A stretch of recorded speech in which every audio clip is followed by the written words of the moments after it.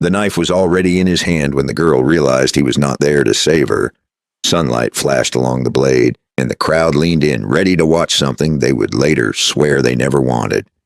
She was tied to a horse post in the middle of a dry field, arms stretched back, rope biting into her wrist. Her mouth was stuffed with a rag, her breath loud behind it. Her legs trembled, not from weakness alone, but from knowing what usually came next when men stopped whispering and started watching. Salt had been poured in a rough circle around her feet. Little cloth charms hung from the post, fluttering in the hot wind like useless prayers.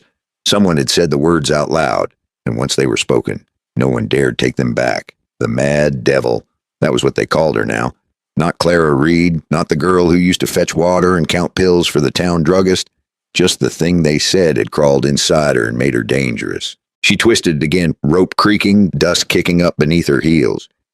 A man in the crowd muttered that the devil was fighting the cleansing. Another nodded, relieved to have a reason for standing still. Then the mountain man stepped forward. Silas Blackwood kept his voice low. He left his gun where it was. He only walked, slow and heavy, boots pressing the grass flat with every step. He was big in a way that came from years of carrying weight, not from trying to impress anyone. A mule stood behind him, packs of fur and salt hanging from the saddle. Proof that he had come to trade, not to interfere, but the knife in his hand told a different story. And the town noticed that first, from where they stood. It looked wrong. A girl tied up. A mountain man with a blade. No one said it, but everyone thought the same thing. This is how it gets worse. Clara saw him then.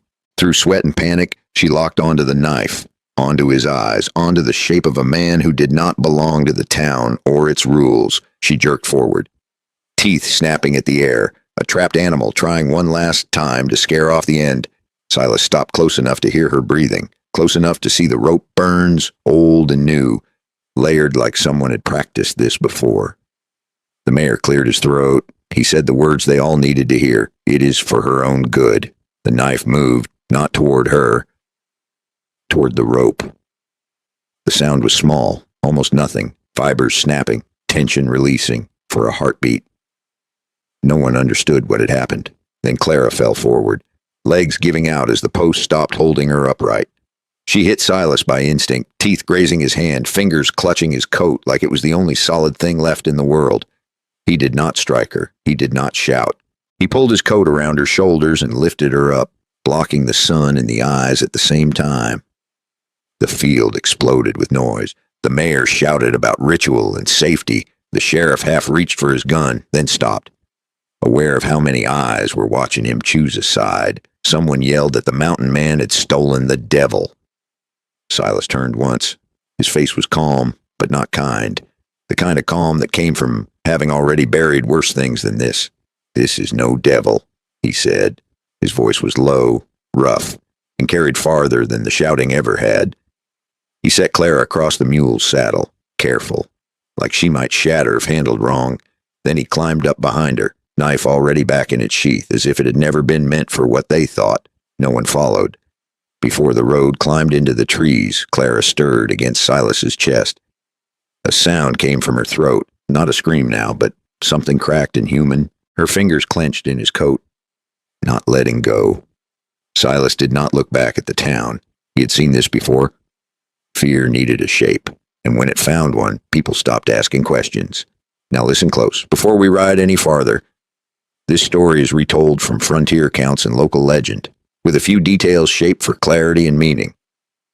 And the visuals are AI made to match the mood. If you are still here, you are the kind of listener I tell the truth to. So stay with me and leave a comment, because this town needed a devil for a reason.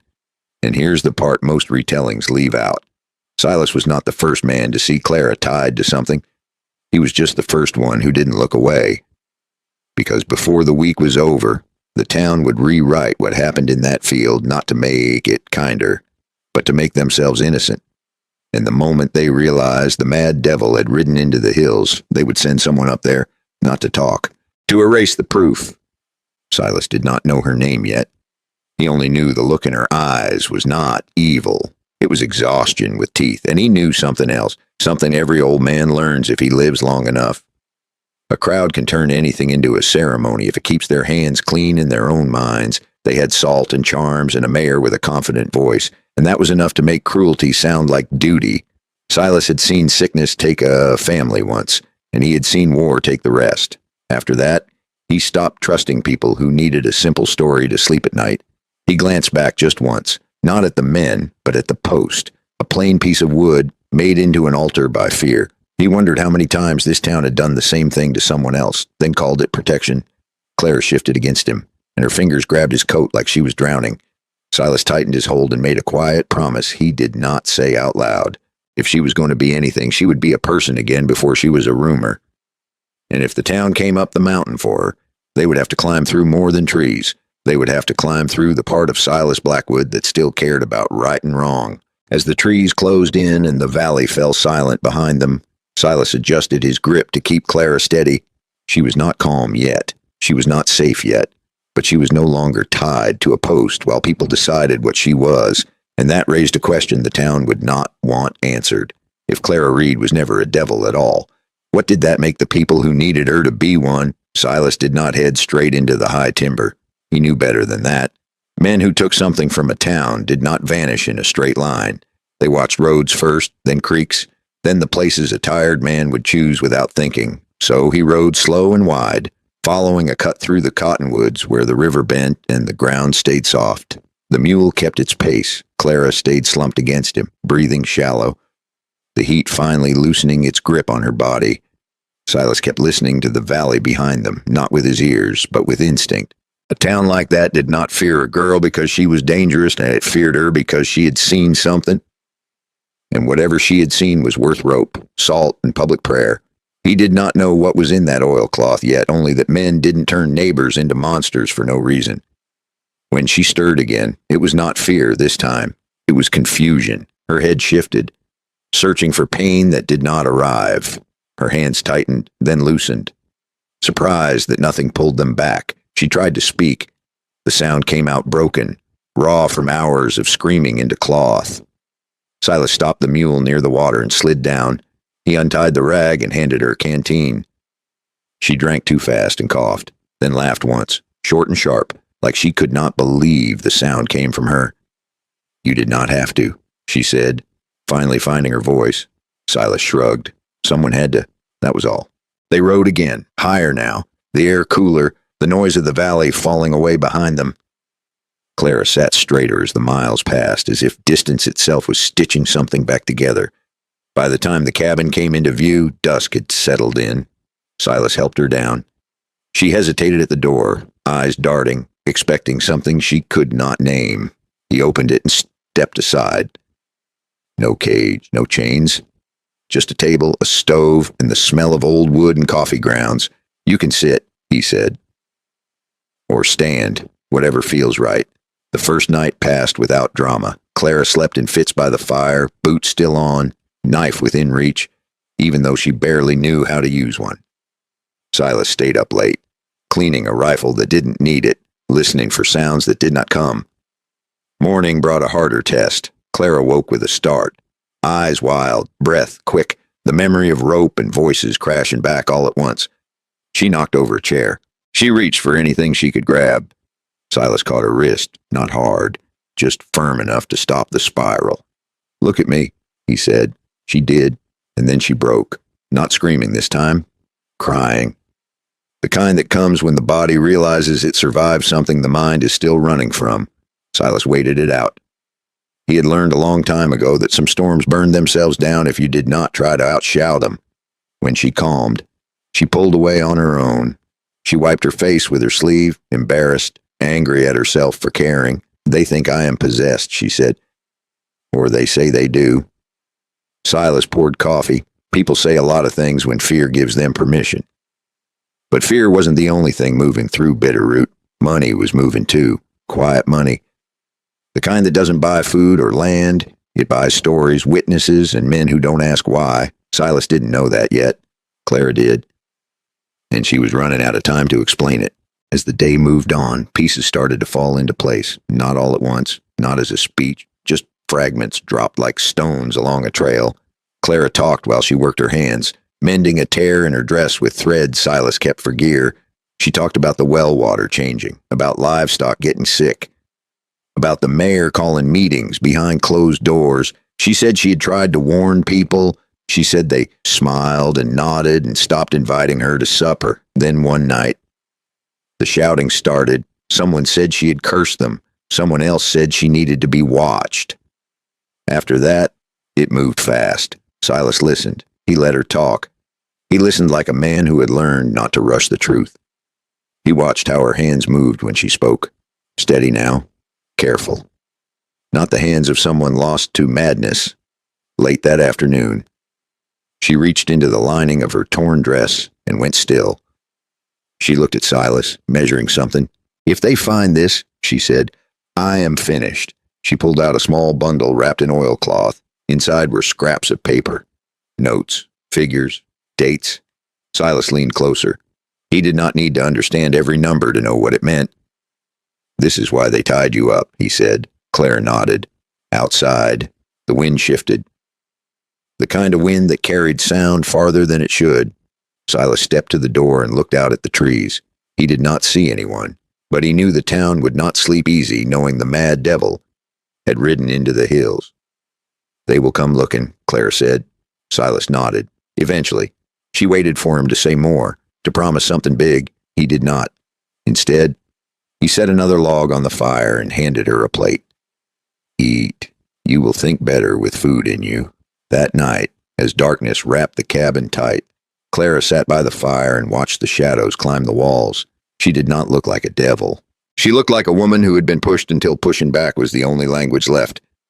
And Silas saw something else. Not trouble, not danger. Responsibility. If the town came, it would not come for her alone. And that was a line Silas had crossed before. If you want the rest of this ride, hit like and subscribe, because the next footsteps up that trail are not friendly.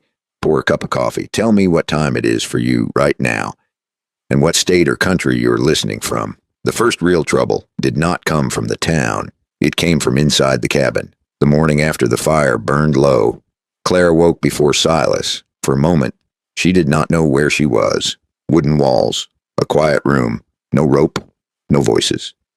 Then her body remembered before her mind could catch up. She shot upright, breath gone, hands clawing at the air like it might close in on her again. The chair scraped back, a cup shattered on the floor. Silas was on his feet in an instant, not rushing, not shouting, just there. "You are safe," he said. The words landed wrong. Safe was not a place Clara trusted anymore. She backed toward the wall, eyes sharp, scanning for exits, weapons, anything that might keep her from being trapped again. Her hands shook, not weak but overloaded, like a horse pushed too far without water. Silas stayed where he was. He had learned long ago that stepping closer too soon could turn panic into violence. The next hours were hard. Clara paced. She flinched at small sounds. She snapped at questions that were not even questions yet. It would have been easy to call it madness. Plenty of men would have. Silas had heard that word used to end conversations before. Instead, he watched patterns. She never lost track of where the door was. She never forgot where he stood. When she broke down, it came after long stretches of holding herself together. Not without warning. This was not chaos. This was damage. By midday, the storm inside her burned itself low enough for words again. Not many. Just enough. "They tied me up before," she said, staring at the floor. "Not like yesterday. Other times." Silas did not ask when. He did not ask why. People do not practice something unless it works for them. She told him about the first night, about men she had known since childhood, standing back while others decided what she was, about prayers spoken loud enough to drown out doubt. Silas listened and stirred the pot on the stove. Stew was simple food, hard to mess up, good for days when thinking felt heavy. When she stopped talking, he handed her a bowl. "Eat slow," he said. She did. The afternoon passed in small tasks. Claire swept the floor. Silas split kindling, nothing dramatic, nothing healing in a way you could see. Just time passing without someone telling her to sit still or shut up. That night, the truth came out sideways. Clara sat near the fire, knees pulled in, fingers whirring at the hem of her dress. Silas cleaned his rifle again, more for habit than need. They are not wrong about one thing, she said. Silas looked up.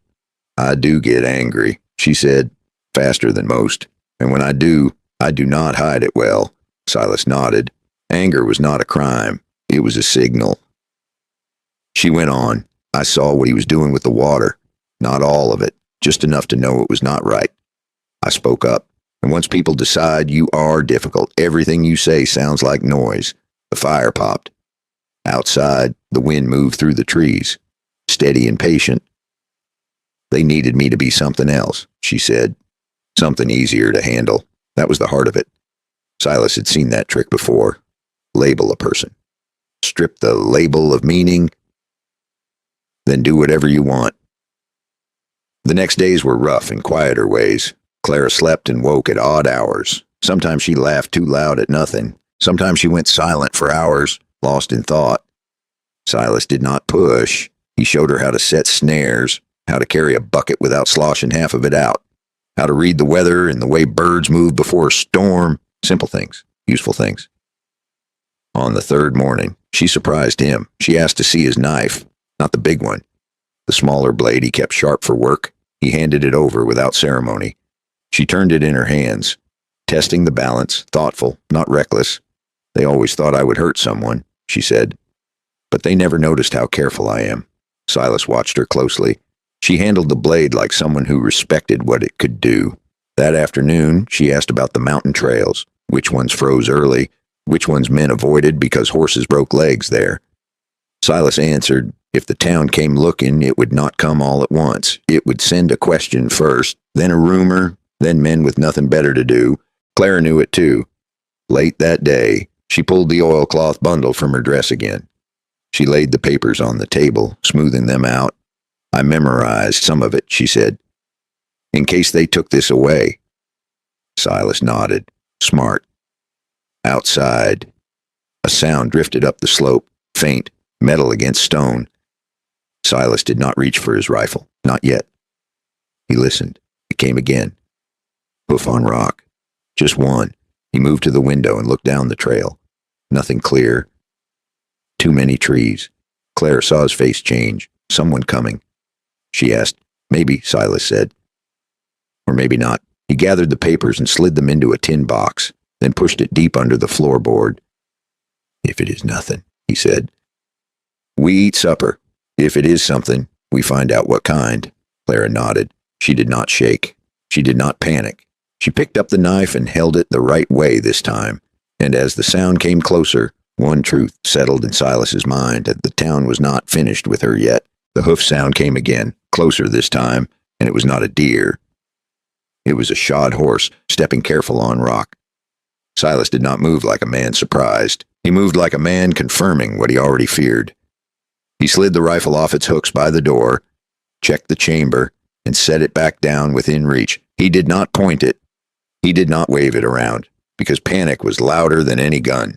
Clara stood near the table, knife held low, her shoulders tight but steady. Silas raised one hand, telling her to stay quiet, and he stepped onto the porch.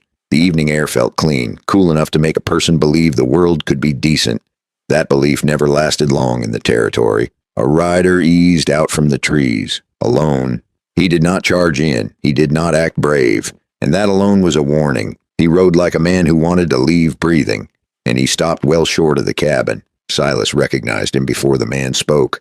It was a thin fellow named Owen Pike, a trader who drifted through the valley twice a season. Owen sold coffee and nails, and he bought pelts from anyone who did not smell like trouble.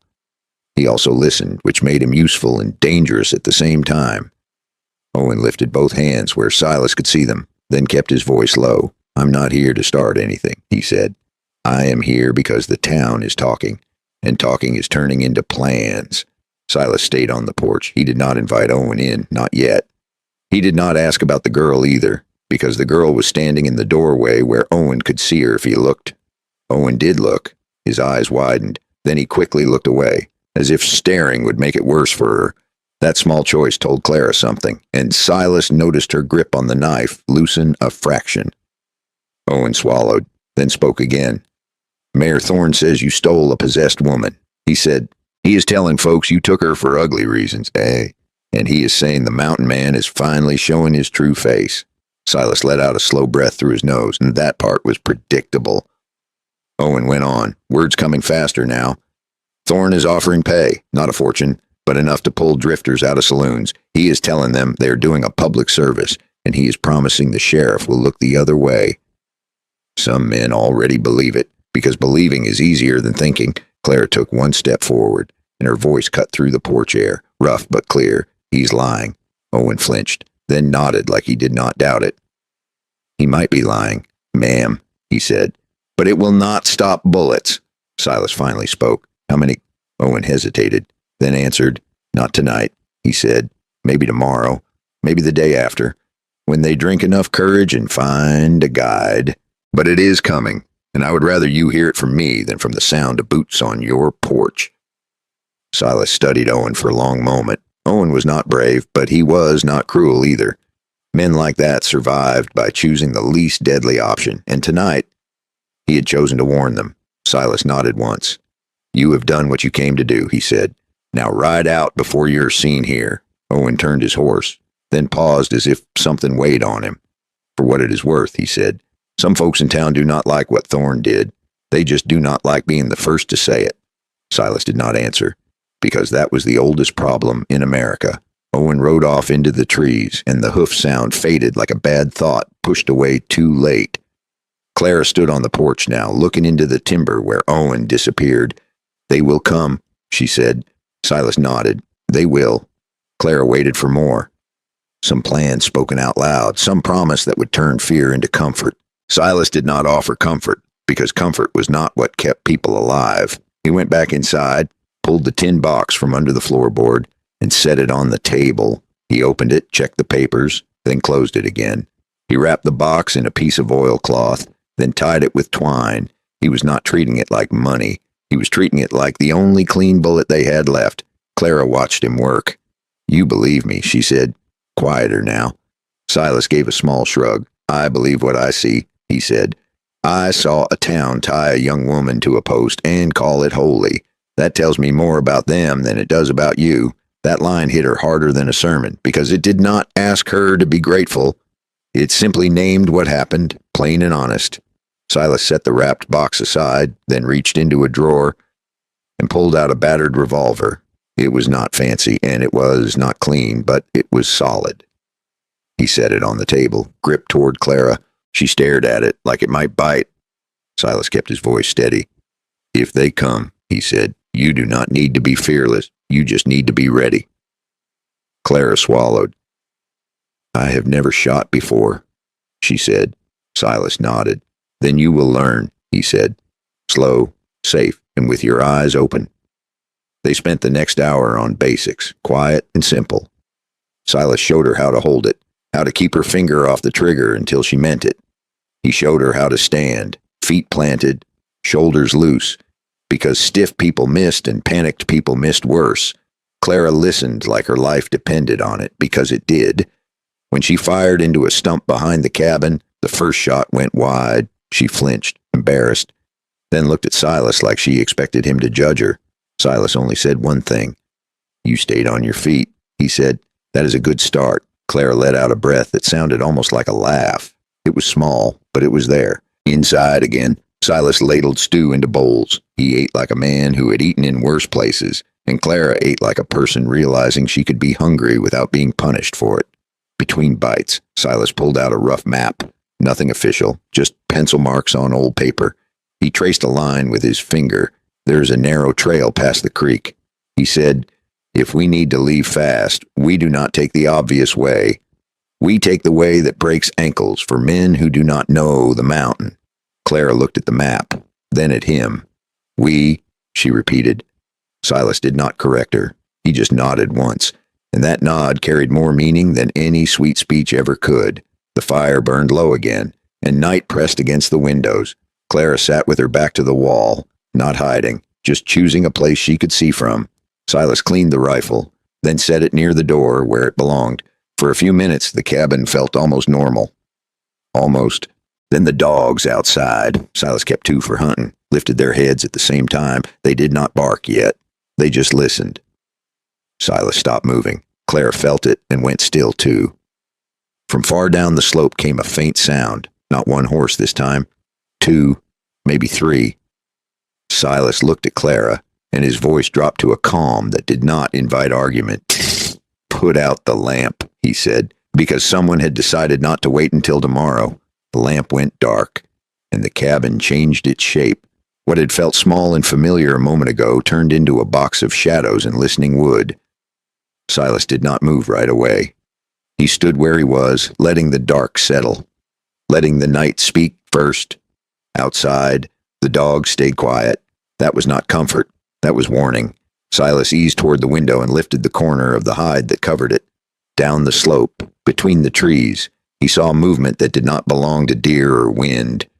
Men walked different than animals. They carried weight wrong. Clara felt it too. She did not need to see. Her body knew when danger had had a direction. Silas came back to the table and spoke low. "Not here for a fight," he said. "Not yet." He handed her his coat. "Put this on," he said. "If we move, you move when I do." She nodded once, no questions. They waited.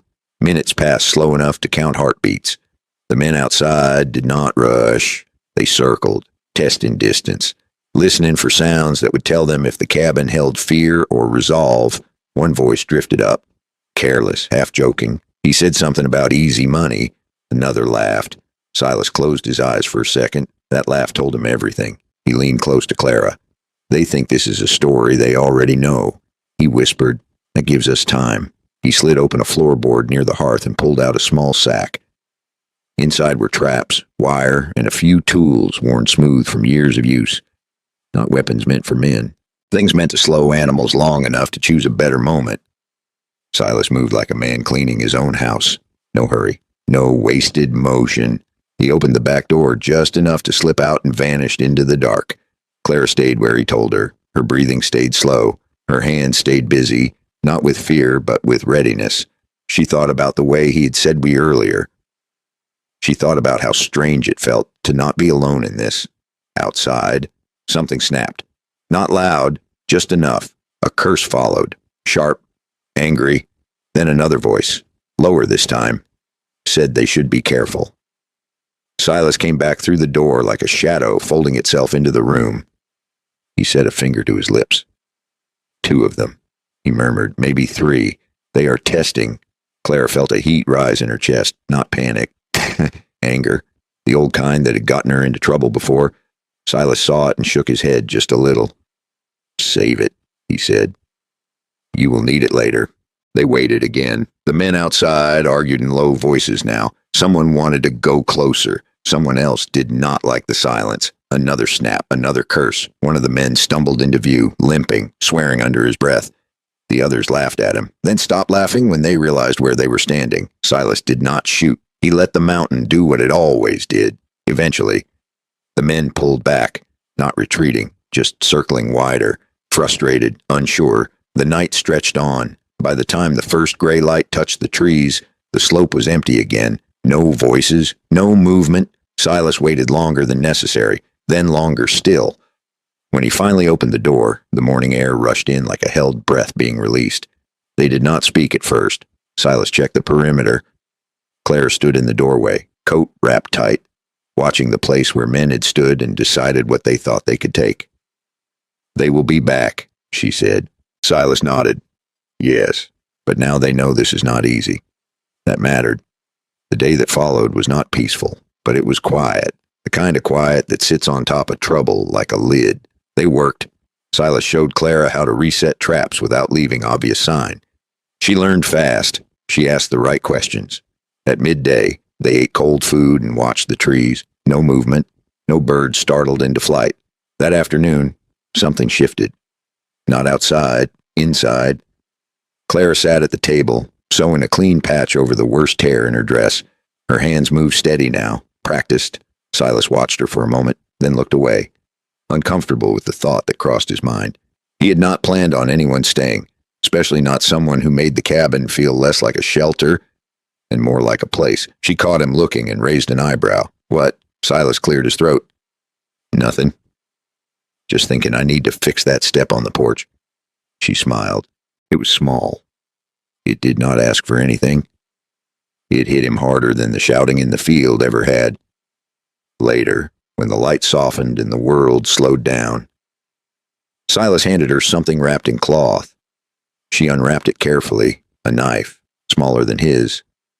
Balanced, the handle carved smooth, the wood dark with age. She looked up, surprised. For work, he said, and for knowing you are not helpless. She turned it in her hand, then closed her fingers around it like it belonged there. Thank you, she said. That night, they sat by the fire without speaking much. The dog slept near the door. The mountain held its breath.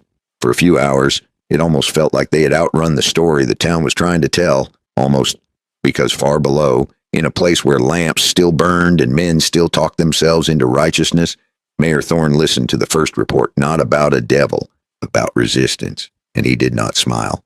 Down in the valley, the story had already changed shape. By the time the sun cleared the roofs of Bitterroot, Mayor Thorne had heard 3 different versions of the same night. In one, the mountain man had fired first. In another, the girl had laughed while men screamed in the dark.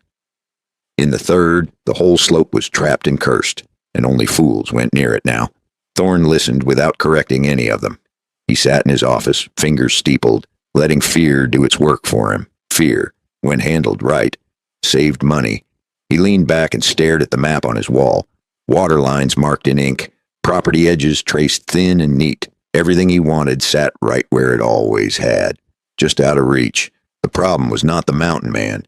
Men like Silas Blackwood were predictable. They defended what was in front of them and ignored the rest of the world. The problem was the girl, a girl who should have broken, a girl who should have disappeared into shame or silence. Instead, she was breathing free air and holding something Thorne could not afford to let surface. By midday, Thorne had made his choice. He did not go to the sheriff. Law asked questions. He went to the back room of the bank and opened the small safe he kept for matters that did not belong on paper. Gold coins, not many, but enough to speak clearly to the right ears. That afternoon, he started buying certainty. He spoke to men who did not farm and did not plan to. Men who drifted and drank and listened when money talked. He did not tell them everything. He never did. He told them a mountain brute had kidnapped a disturbed girl. He told them the girl had been through enough and needed to be brought back, alive if possible. He told them the mountain man was dangerous and armed. He did not mention rope or salt or a post in the sun. By evening, 4 men had agreed. By nightfall, 6. They were not a posse. They were not law. They were something older and uglier. A hired answer. Up on the mountain, Silas felt the shift before he saw it. The woods grew quieter in the wrong way. Birds stayed put. The wind carried sounds it usually swallowed. He checked his traps and found them sprung, not tripped by animals, cut. That told him enough. He returned to the cabin as the light faded, rifle slung easy, eyes scanning places men like to hide. Claire met him at the door. She had not waited inside this time. They are closer, she said. Silas nodded. Different kind now. They ate without ceremony, no talk of plans, no speeches. Afterward, Silas showed her how to load the rifle properly, slow and careful, not because he wanted her to fight, because knowing how took some of the fear away.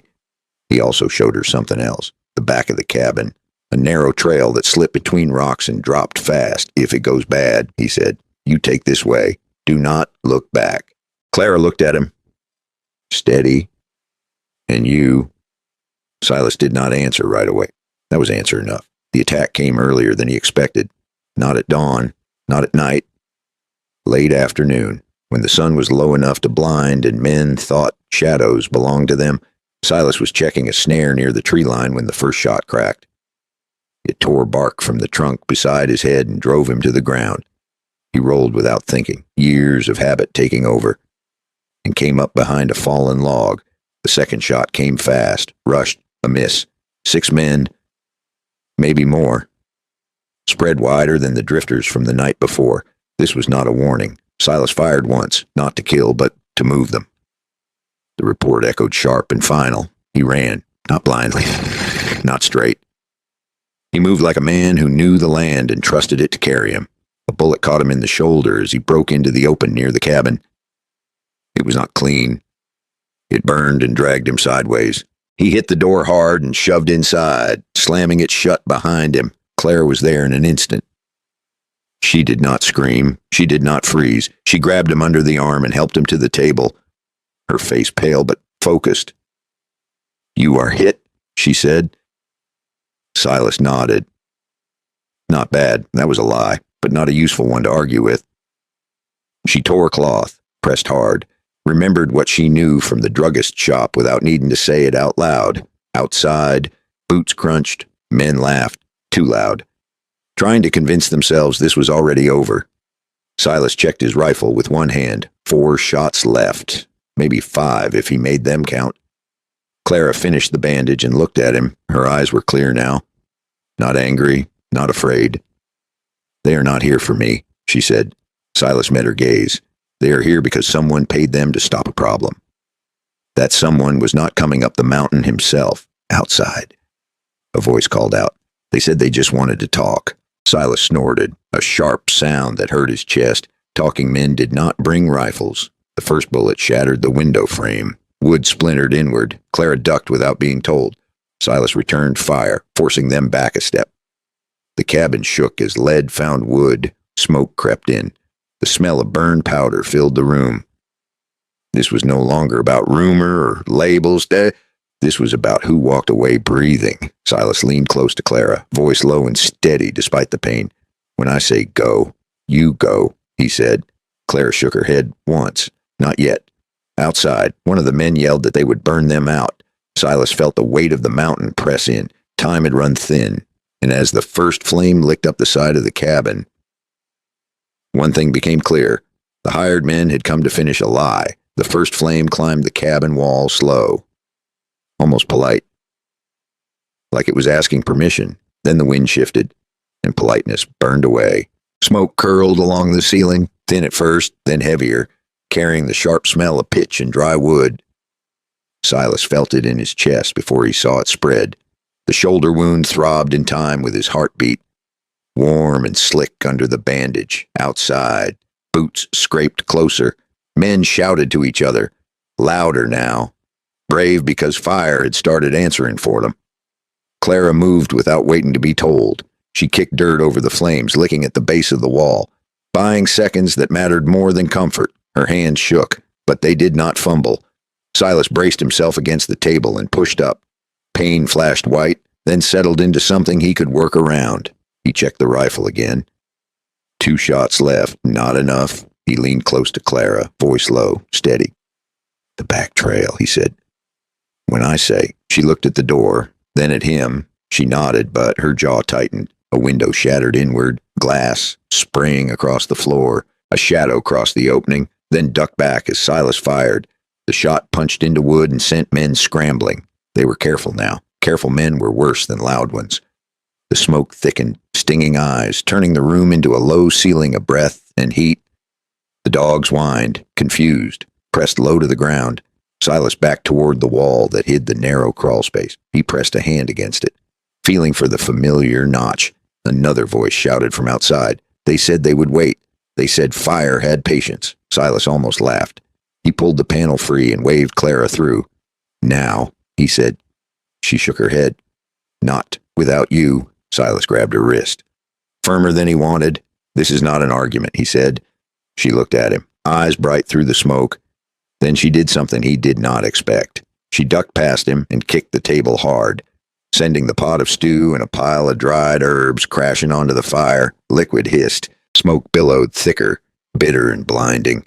Silas stared at her for half a second, then nodded once. "Fine," he said. They dropped into the crawl space together, the world narrowing to dirt and stone and the scrape of breath. The tunnel ran downhill, steep and uneven, built long ago for bad weather and worse days. Behind them, the cabin groaned and wood cracked. Fire took hold of everything that had once felt permanent. They crawled fast, Clara first, Silas dragging his wounded arm behind him.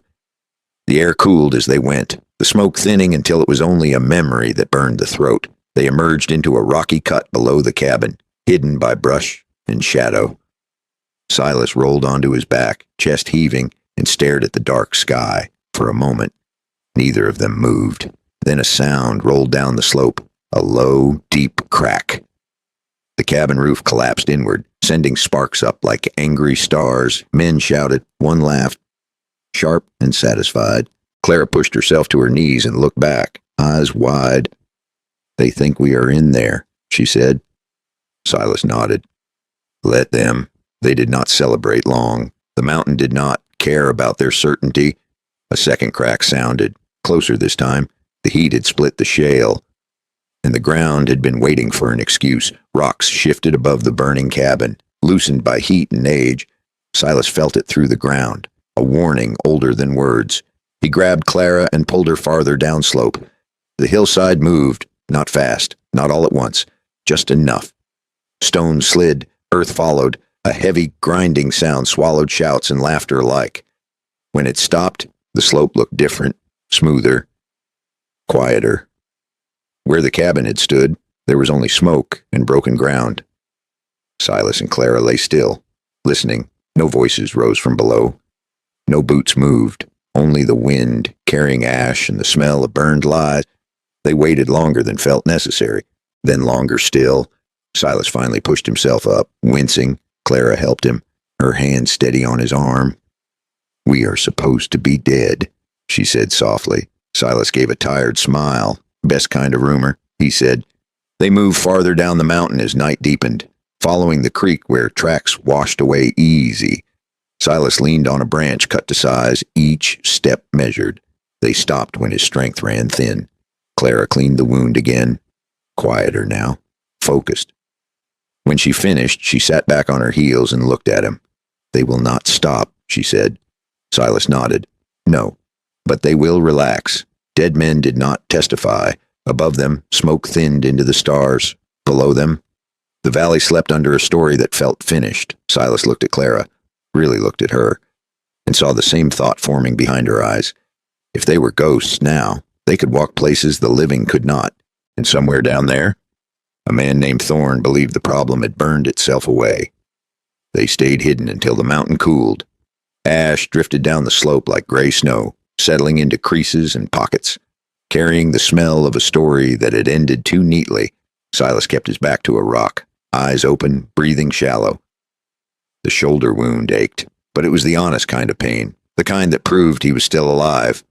Clara watched the valley lights flicker far below. Towns looked peaceful from a distance. That was how lies survived. They did not move at first light. They waited through the thin morning, through the birds testing the air, through the hour when men counted bodies and convinced themselves they were done. When they finally shifted, it was slow and deliberate. Silas favored his injured side, choosing ground that forgave mistakes.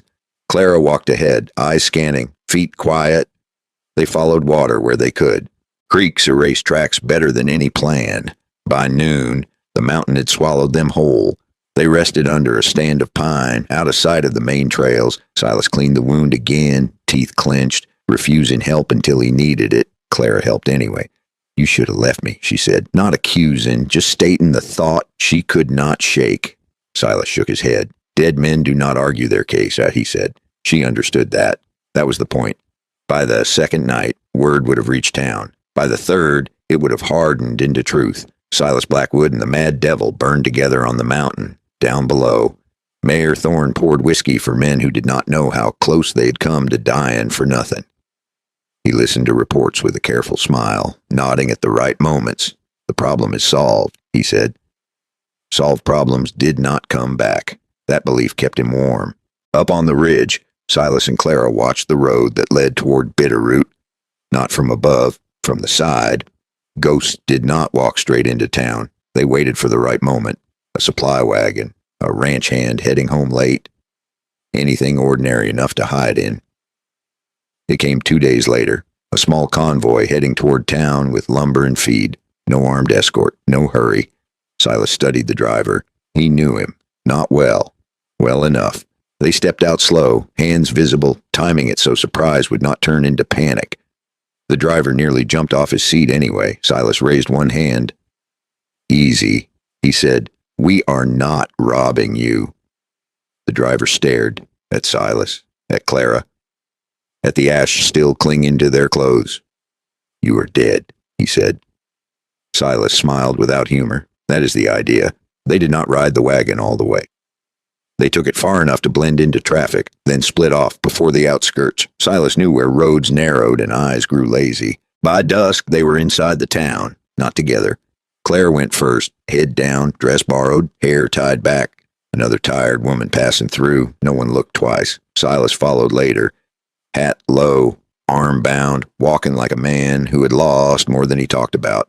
The town felt different up close, louder, looser. People laughed easier when they thought danger had burned itself out. The bank stood where it always had, clean and solid, a place that smelled like money and patience. A banner hung nearby, welcoming a visiting official from the territory, a man there to inspect water rights and sign papers. Clara saw it and felt something settle into place. Silas saw it too. They did not rush. They watched. They listened. Thorne moved through the crowd like a man who had won something. He shook hands. He clapped backs. He smiled the way men did when they believed no one would ever ask the wrong question again. Silas leaned close to Clara where they stood among barrels and crates. Tonight, he said. She nodded. Tonight. They waited until the gathering shifted indoors, into lamplight and speeches. That was when men stopped watching doors and started watching faces. Silas and Clara moved with the crowd, not against it. They took seats near the back, where shadows were forgiving. The official spoke about progress, about clean water and strong towns, words that sounded good when you did not ask who paid for them. Thorne followed, voice smooth, practiced. He thanked the town for its courage. He mentioned sacrifice. He did not mention a girl tied to a post. Silas felt Clara tense beside him. He rested his good hand on the edge of the bench, not holding her, just there. When Thorne reached for the papers, Silas stood. The sound of boots on wood cut through the room like a dropped plate. Heads turned, whispers followed. Silas did not raise his voice. He did not reach for his gun. He simply walked forward, steady, injured arm visible, face unmistakable. The room went quiet in the way only shock could manage. Someone gasped. Someone crossed themselves. Thorne froze, smile collapsing into something small and frightened. That is not possible, he said. Silas stopped a few steps away. You are right, he said. You did not plan on it. Clara stood then. She moved past Silas, past the men who had once thrown stones and laid the oilcloth bundle on the table. She did not shout. She did not plead. She opened it. Papers spread across polished wood, to figures, to dates. Water rights signed and resold without consent. The official leaned forward, frown deepening. Clara rolled up her sleeve. Rope marks still ringed her wrist, faded but clear. This is what you called a cleansing, she said. The room held its breath. Thorne tried to speak. No sound came. Silas stood behind Clara, not looming, not threatening, just present. For the first time, the town saw the shape of what it had helped create.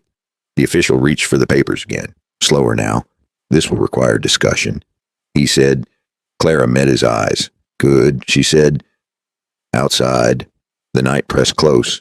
Listening, inside, the lie finally ran out of room, and as Thorne realized, the mountain had not buried the truth after all. One thought cut through his panic. If the dead could walk back into town, there was no telling what else might follow them. The room stayed quiet long after the papers stopped moving. People did not rush for the door. They did not shout. They simply sat with the weight of what had finally been named. Mayor Thorne looked smaller now, not because anyone threatened him, but because truth has a way of shrinking men who live on borrowed fear. The official from the territory gathered the documents with care, like a man realizing he had been standing on a weak floor. He spoke plainly, not kindly, and not cruel. There would be an investigation. There would be consequences. That was all the law could promise. Clara did not ask for applause, as she did not ask for forgiveness. She stood where she was, hands steady, and let the silence do its work. Silas remained behind her, the way a mountain does not move just because the weather changes. He did not look proud. He looked finished with this part of the road. Outside, the night felt different, lighter, as if the town itself had exhaled without realizing it had been holding its breath for years. They did not stay long after that. Silas had no taste for speeches, and Clara had no need to prove anything else. By morning, word would spread. By evening, it would be argued. That was how towns worked. What mattered had already happened. They left Bitterroot quietly before sunrise. No banners, no escort. Just two people walking out of a place that had tried to define them and failed. They did not go far at first. Silas needed time to heal. Clara needed space that did not echo with old voices. They found it a few miles out, near water that ran clear and honest, a place where work mattered more than reputation. Weeks passed. Then months. The new cabin went up slower than the old one had fallen. That felt right. Good things usually took longer the second time. They opened the doors to anyone who needed help. A tired woman passing through, a child with a fever, a man who had learned too late that silence could cost more than speaking. No sign hung outside. No name was needed. Clara never answered when strangers asked about the mad devil. She would just smile, small and knowing, and keep working. Silas watched her do it once, then looked away, because some victories were meant to stay quiet. Now let me step out of the story for a moment and speak to you directly. I have been telling stories like this for a long time, and the older I get, the more I notice a pattern. Most harm does not start with monsters. It starts with people who want things to stay easy for themselves, and I have seen how quickly a crowd can decide who is difficult, who is dangerous, and who it is acceptable to hurt. I have also seen how rare it is for someone to step forward and say this is wrong, especially when it costs them something. That's why this story matters to me, not because of guns or fire or villains, but because while one man chose to see a person instead of a label, and one woman chose to keep her voice even when the world tried to steal it, there are lessons here worth carrying. The first is this: when everyone agrees too quickly, slow down. Consensus can be comfort, but it can also be cover. Ask yourself who benefits when a story spreads fast and who pays when it does. The second is harder. Anger is not the same as madness. A person pushed long enough will push back. Before you judge how someone reacts, ask what they have been reacting to. Another lesson is quieter, but just as important. Courage does not always look loud. Sometimes it looks like staying calm when others want a spectacle. Sometimes it looks like listening when shouting would be easier. And maybe the most important one, you do not need to save everyone. You just need to refuse to help hurt them. Silas did not set out to be a hero. He was tired. He wanted to trade his pelts and go home, but when the moment came, he did not look away. Clara did not set out to fight a town. She wanted clean water and honest work, but when she was pushed into a corner, she learned how strong she already was. I think about that often. How many times have we been labeled because it was convenient for someone else? How many times have we stayed quiet because speaking felt risky? Here's a question worth sitting with. If the people around you are wrong, would you know it? And if you did, would you act? Another question. Who in your life has been called difficult when they were really just honest? Who has been called dangerous when they were really just done being silent? Stories like this survive because they remind us of something simple. Decency is not loud. It is consistent. If this story gave you something to think about, take a moment and let me know. Leave a like if it resonated with you. Subscribe to the channel if you want more stories that take their time and treat people like people. It helps more than you might think.